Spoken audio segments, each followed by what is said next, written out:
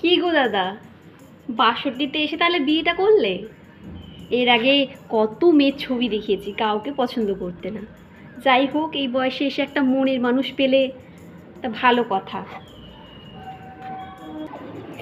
কি অবস্থা! একেই বলে বুড়ো বয়সে ভীমরতি।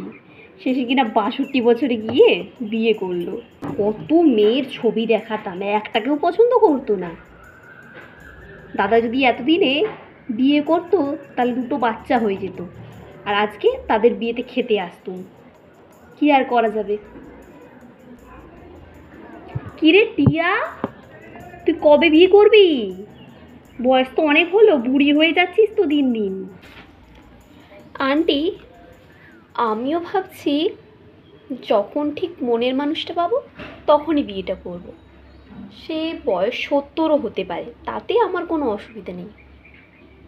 এখন তো নিজের মতো কাটাই, তারপর দেখা যাবে। নাকি কাকুর মতো অবস্থা হবে তোর? ও মা, সে কি কথা! মেয়ের কথা শুনুন। তবে হ্যাঁ, যারা সত্যিই একা তাদের শেষ বয়সে একটা মনের মানুষের অবশ্যই দরকার। আর কিছু না হোক, মানসিক শান্তিটা তো পাওয়া যাবে, নিজেদের সুখ দুঃখের কথাটা তো বলতে পারবে। ওনাদের ওনাদের মতো থাকতে দিন না, ওনাদের নিয়ে আমাদের ট্রোল করে কোনো লাভ নেই। আমরা আমাদের মতো থাকি, সেটাই ভালো হবে। না, কথাটা তুই ঠিকই বলেছিস। চল, আমাদের কি, খেয়ে আসি গিয়ে। ঠিক আছে, চলো। প্লেট দিয়ে চলে গেল, এখনো খাবার এলো না। তা মেনু কার্ডও দিয়ে গেছে, দেখি মেনু কার্ডে কি লেখা আছে।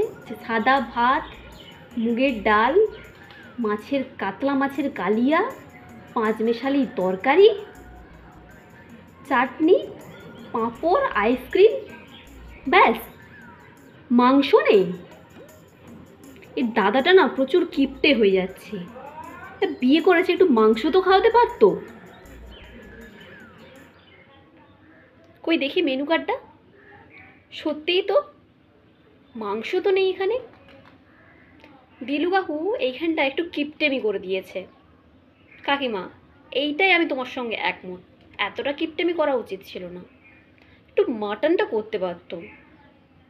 ঠিক আছে, পরের বার হবে।